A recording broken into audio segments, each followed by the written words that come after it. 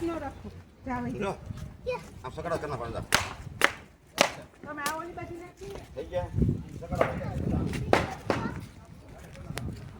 આજે વૃંદાવન ગૌધામની અંદર બુધવાર છે, તારીખ 18 છે. તો આજે ગૌશાળાની અંદર તરબૂચ ખવડાવવામાં આવે છે ગાય માતાને. કેમ કે ખરેખર અત્યારે 42 ડિગ્રી તાપમાનની અંદર આ ગાયો માતાને તડકો લાગતો હોય, તો આજે આપણે તરબૂચનું ભોજન કરાવી રહ્યા છીએ ગૌ માતાને. જુઓ ગાય માતાને આજે તો કે તરબૂચનું ભોજન કરાવી રહ્યા છીએ, કેમ કે તરબૂચ ઉનાળાના ગાયો માટે બહુ સારા અને ઠંડા. તો આપણે તો બધું શરબત બરબત કરીને પીતા હોય, પણ આ ગાય માતાને કોણ આવું 42 ડિગ્રી તાપમાનની અંદર ઠંડુ ખવડાવે. પણ આજે તો કે બાપા સીતારામ મહિલા મંડળના બહેનો ગૌશાળાની અંદર આવીને તરબૂચ ખવડાવે છે, અને બધાય બહેનો વાયદા એવું કરે છે. જો આ બધા બહેનો પોતપોતાની રીતે બધાય કામ કરે છે, અને આ નાની એવી દીકરી છે જુઓ. પણ આવી દીકરીઓને તમે ગૌશાળાની અંદર લાવશો તો એને પણ ખબર પડશે કે ગાય માતા શું કહેવાય, ગાય માતાની સેવા કેમ કરાય, ગાય માતા શું છે. આ ભારત દેશનો એક જીવ છે, આ એક પશુ નથી, પણ ખરેખર આપણે માં છે. પણ કે આવી દીકરીઓને તમે ગૌશાળાની અંદર લાવશો તો બાળકોને ખબર પડશે કે ગાય માતા શું કહેવાય, ગાય માતાની સેવા કેમ કરાય, અને ગાય માતાને રાજી કેવી રીતે રખાય. પણ આવું બધું તો કે ગૌશાળાની અંદર આપણા બાળકોને લાવી તો આપણે આવનાર પેઢીઓને ખબર પડશે કે ગાય માતા શું છે. નકર અત્યારના બાળકોને કોઈને ખબર પડતી નથી કે ગાય માતાની અંદર કેટલી શક્તિ છે, કેટલા દેવીઓ બિરાજમાન છે.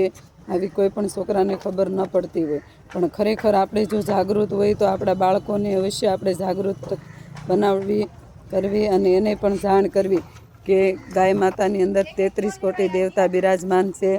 અને ખરેખર આ આખા ગાય માતાના મુખમાં તો કે ભાગવત છે, ગળાની અંદર તો કે 18 અધ્યાય છે, અને ગાયના ભાલમાં તો કે શિવજીનું સ્થાન છે, અને એના મસ્તક ઉપર આખું વૈકુંઠ ધામ છે. તો ગાય માતાની અંદર 33 કોટી દેવતા તો છે, પણ એમાં 33 ઔષધિઓ પણ છે કે કેન્સર જેવા બીમાર કોઈ પણ બીમારી હોય તો કેન્સર જેવા રોગને પણ નાબૂદ કરી નાખે છે. અને કોઈને પણ લીવર ખરાબ થઈ ગયું હોય તો ગાયનું સાણ ખાવાથી નવા લીવર પણ બની શકે છે. તો ગાય માતાની અંદર કેટલી શક્તિ છે, કેટલી ઉર્જા છે. તો એની ઉર્જા પણ એક દિને સમયે આપણે લેવી પડશે. કેમ કે ખરેખર અત્યારે બહુ રોગ આવ્યા છે, અને અત્યારે રોગી અત્યારે તમે જુઓ તો ઘરે ઘરે ખાટલા છે, દવાખાનામાં પણ એટલી ભીડ છે. તો અત્યારે રોગ બહુ બધા વધી રહ્યા છે. તો આપણે એક દિને સમયે ગાય માતાના પાસેથી આ ઉર્જા, શક્તિ અને ઔષધિઓ બધી આપણે લેવી પડશે. ખરેખર અત્યારે ગાય માતાની કોઈ કિંમત નથી, પણ ખરેખર એક દિનનો સમય એવો આવશે કે ગાય વિના આપણે પણ રહી શકશું નહીં. જો આપણે ગાય સૂરીસૂત્ર હશે ભારત દેશની અંદર તો પણ આપણું જીવન એવું હશે. પણ ખરેખર જો આપણે જાગૃત નહીં હોય તો આપણો દેશ પણ જાગૃત રહેશે નહીં. અને ખરેખર ગાય માતાની સેવા થાય ને, જો ભારત દેશની અંદર ગૌ સેવા થાય અને ગાય માતા બસે તો આપણો દેશ પણ બસી શકે. કેમ કે ગાય માતાની અંદર એટલી શક્તિ છે, એટલી ઉર્જા છે કે આપને એટલો ઓક્સિજન આપી શકે છે. તો એક દિને સમયે દવાખાનાની અંદર ઓક્સિજન જ નહીં મળે તો આપણે આવું ગૌધામની અંદર આવીને ગાય માતા પાસે ઓક્સિજન લેવું પડશે. અને ખરેખર ગાય માતાના મુખમાં 4 વાગ્યાનો તમે જે કાંઈ એના મુખ પાસે એનો શ્વાસનો આનંદ લ્યો, એ ખરેખર તમારી શરીરને એકદમ નિરોગી બનાવે, તંદુરસ્ત બનાવે, અને તમારું જીવન પણ આરોગ્ય બને. એટલી શક્તિ ગાય માતાની અંદર છે. તો ખરેખર તમે પણ બધા ગૌ સેવામાં આવો, ગૌશાળાની અંદર સેવા કરો, ગૌશાળાની ખરેખર મુલાકાત કરો. અને કોઈ પણ સંચાલત હોય તો એ લોકોને તમે પૂછો, એ લોકોને સપોર્ટ આપો, એ લોકોની બાજુમાં ઊભા રહો તો એ લોકોને પણ હરમત આવશે. અને એ લોકો પણ એટલી સેવા કરે છે ગાય માતાની, બચ્ચો ગાય માતાની, તો એ લોકોને પણ એવી ઉર્જા આવશે કે 400 ગાય માતાની સેવા એ કરી શકશે.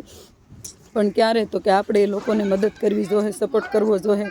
તો એ આ બધું ગૌધામની અંદર સેવા થાય. એકલા હાથે ક્યાંય તાળી પડે નહીં. પણ આપણા ભારત દેશની અંદર બધાએ જો એક કાર્ય સંપીને સેવા કરશું તો આપણો દેશ સુરક્ષિત રહે અને આગળ પણ જાય. જો આ બાપા સીતારામ મહિલા મંડળના બધા બહેનો છે, અને અહીંયા જો આજે ભગવાન ની પ્રસાદી આપણે ગાય માતાને તરબૂચની પ્રસાદી આજે બુધવાર છે ને 18 તારીખ છે તો ગાય માતાને આપણે ઘરે તો ત્યારે ઠંડુ ખાતા હોય, ઠંડુ લઈને પીતા હોય અને ત્યારે 42 ડિગ્રી તાપમાનની અંદર ગાય માતાને કોણ આવું ખવડાવે જુઓ.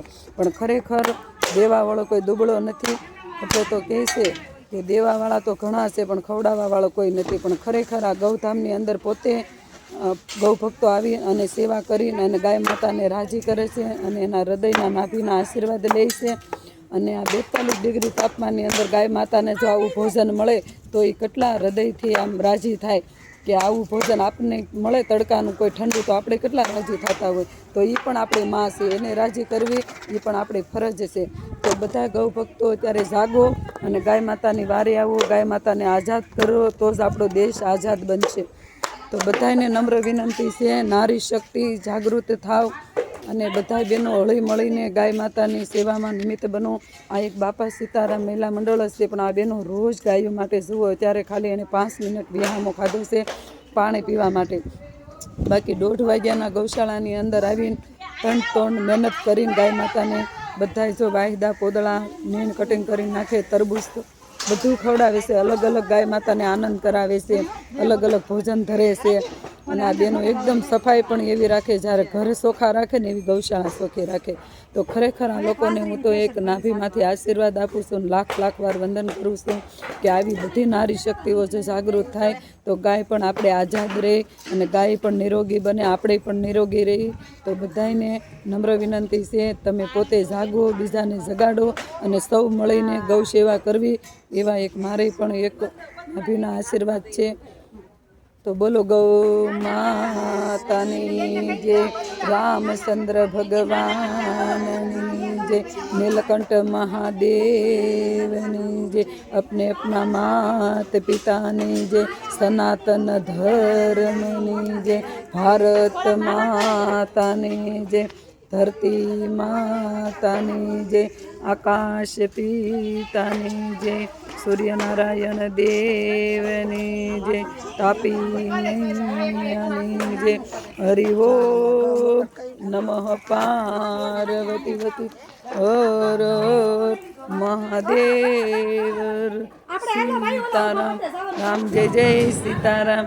ગૌ માતા જય શ્રી કૃષ્ણ.